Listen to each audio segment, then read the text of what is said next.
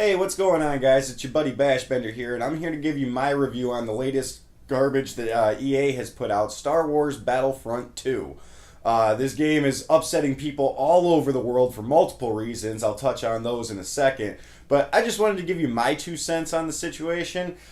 This game sucks. Absolutely sucks. It's the year 2017, and this is by far the worst game I have bought this year. It was supposed to fix so many complaints that people had with this game right here. This is the first Battlefront that EA made 2 years ago, back in 2015. And as it turns out, this is a much better game to get. At this point, I don't condone giving EA money, but if you really feel the need to have a decent Star Wars experience, this is the way to go. And I'm going to tell you why. Starting off, let's go with the good things about Star Wars Battlefront 2. It is a beautiful looking game. The maps are gorgeous. They're good size. It's one of the things they promised to fix, actually, and they did deliver on that, so I'll give credit where it's due. You can go to different planets like Naboo, Kashyyyk. You go to the Death Star. That one's beautiful. You know, you got like the super laser going off in one corridor of it. It's pretty cool. But that's about where that list ends. It's just a good looking game. And it's another shooter. I mean, as far as the controls go, those are fine, but everything else about this game is absolute garbage, and I'm going to touch on those. For starters, the leveling / weapon system is absolute garbage. People were looking forward to a class system, and that's the way they do have this set up, you know, so I guess they did deliver on that. They made a class-based system, but it's not a very good one for multiple reasons. Each class only has 3 unlockable guns, and unlocking those guns is a major pain in the ass. Because with the assault class that I'm playing on right now, you have to get kills to unlock the next guns. And I find that to be very, very weird. And the pars to unlock these are really, really high. For example, the first gun you unlock, you need 150 kills in the assault class. Then 250. Then 500 kills just to unlock all the guns in assault class. Now, granted, with the other classes, the pars are a little bit lower. I think it's 50 kills, then 150 kills, then 250 kills, which doesn't really make it that much better, only a little bit. But it's just the stupidest leveling system, because then there's a leveling system on top of that. Like, you get points and you level up just like any other game, but all that does is gives you the ability to upgrade your star cards, and your star cards, even that's all jacked up. In this game right here, when it comes to star cards, yeah, you have to get to a certain level and you have to use in-game credits, which is fine. And you buy these star cards, but then those are your star cards. You have, you know, you can do whatever you want with them. If you want to set them up, you actually can use 2 different classes, but that's besides the point. The thing about the star card system in Battlefront 2 is that, once again, the star cards are specific to class. But then on top of that, in order to level them up, you have to use in-game currency, which would be fine. That's what you have to do in this game right here. But again, the pars are set so high, and there's a reason for that. I'll touch on it later in the video. But it's just a very difficult progression system with the guns, with the star cards. The star cards aren't even all that good, really. They're pretty awesome in here. The loadout that I use pretty much doesn't exist in this game. There are small elements of it, but it's not really there. And that's a bit of a problem. Additionally, there is no customization in this game whatsoever. Absolutely none. In this game right here, that's kind of like a little bit that they threw you as customization. Like, when you play as the Rebellion and you go through and unlock things, you can customize really well. You can be all different kinds of aliens, things like that, or you can customize your outfit, depending on whether you want to be like an officer or, you know, like a rebel soldier, anything like that. When you play as the Empire, you can be a shadow trooper, a shock trooper, various stormtroopers with the little shoulder thing with different colors and whatnot. And that's pretty decent, you know. I think it kind of got overlooked with that game, but it turns out that it's pretty good. Because there's 0 customization in Battlefront 2. It's actually pretty horrible. The other problem I have with this is the guns themselves. For the most part, a lot of the guns I don't even think they really exist in the Star Wars universe. I think it's just stuff that EA made up. I'm a huge Star Wars fan. I mean, as you can see right here, all this stuff back here. I'm a huge Star Wars fan. I know a lot. I actually probably know more than I should about the weapons and technology inside of Star Wars. And the only guns I can really recognize that exist are the stock loadout.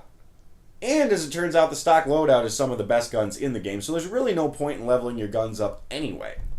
But then on top of that, you're missing a bunch of guns. In this game right here, you have an option to get a DL-44. You got to work for it, you got to do a little bit of a grind, but you can get to a certain level and use your in-game currency to get a DL-44. Which, by the way, if you didn't know, that's Han Solo's blaster. In Battlefront 2, the only way to use a DL-44 is to use Han Solo. Other than that, the DL-44 doesn't exist. The DH-17, for example, that's another gun that's in this game. And a lot of people use it. The only way to use the DH-17 in Battlefront 2 is to play as the officer class when you're playing as the Rebellion. Other than that, that gun doesn't exist. I mean, granted, the gun that they put in its place has the exact same statistics and everything like that, but the DH-17 itself does not exist unless you're playing that way. And the big elephant in the room when it comes to this game is the progression system, and there's a reason for that. EA is actually being investigated by the feds for creating an online gambling ring targeted towards minors. There's a possibility that somebody could actually end up going to prison over the garbage game that they put out. Because basically, quick backstory, a representative out in Belgium has been speaking out against it, calling it an online casino.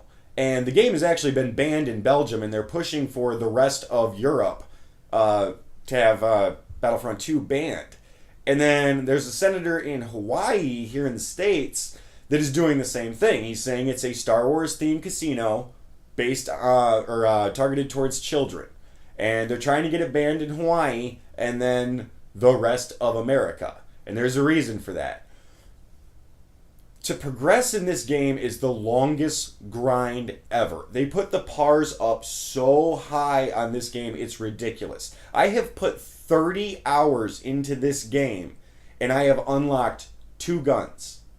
That's it. 2 guns. And I think 2, maybe 3 attachments for those guns. Which, by the way, the attachments, they're specific to the gun, and they really don't help that much. They actually pretty much suck.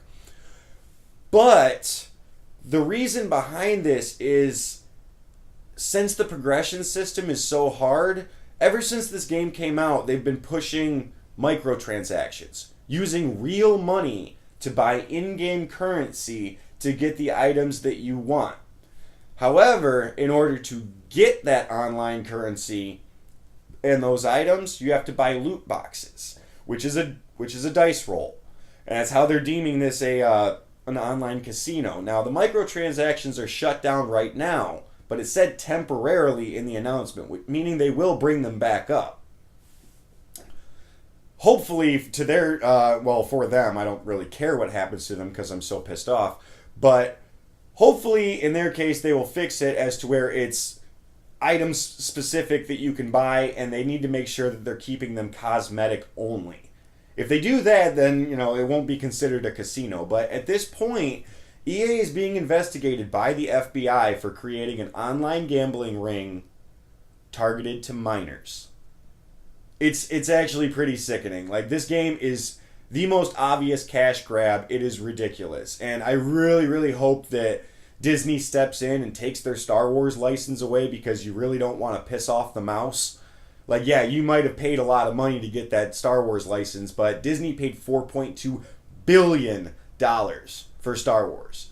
And they are not going to let some company like EA come in and destroy it. And really, I hope this does a lot of damage to EA, because they've been putting out garbage games for a long time, but this is the pinnacle. This has actually made me want to go back to playing this game. And although it is made by EA, it's much more satisfying. I mean, it doesn't have a campaign mode, and the starfighters pretty much suck, but I don't really use starfighters anyway. But the campaign in Battlefront 2 is only 4 hours long anyway. It's just garbage. I cannot believe that somebody actually saw this game, tried it out, and said, yeah, that's good. Go ahead and release it. Additionally, I was watching another video from Boogie2988, and he was saying that in order to completely unlock everything in this game, you need to spend the equivalent of $2,100 in real money. Real money.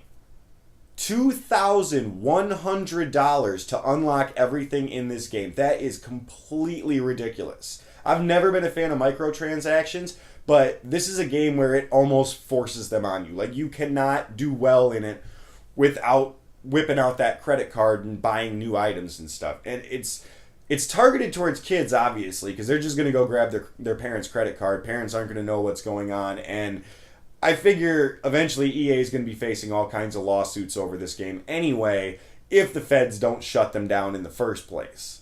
So pretty much just to recap, I am so pissed off at this game that I will never buy an EA product again.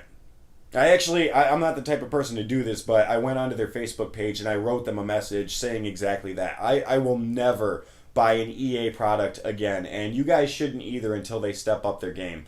As far as this specific game goes, do not pick it up. Do not pick it up. Do not waste the money. Maybe with DLC they'll fix things, but until you start reading stuff in the news or check back with your buddy Bash here, don't pick this game up. It's absolute garbage. I wouldn't recommend it for anybody. It just sucks. Like, I'm so pissed off. You know, I'm pissed off as a gamer, I'm pissed off as a Star Wars fan, and I'm pissed off as just a consumer in general. I don't do digital downloads on my games. I usually buy physical. This I digitally downloaded because of all the promises of it being such a great game. So I can't return it. I'm stuck with it. Don't put yourself in that same position. And just check back with me, because I'm sure I'll post some updated videos as things progress with this. But until then, tune in next time where it always has been and it always will be, Bash Bender. Catch you later.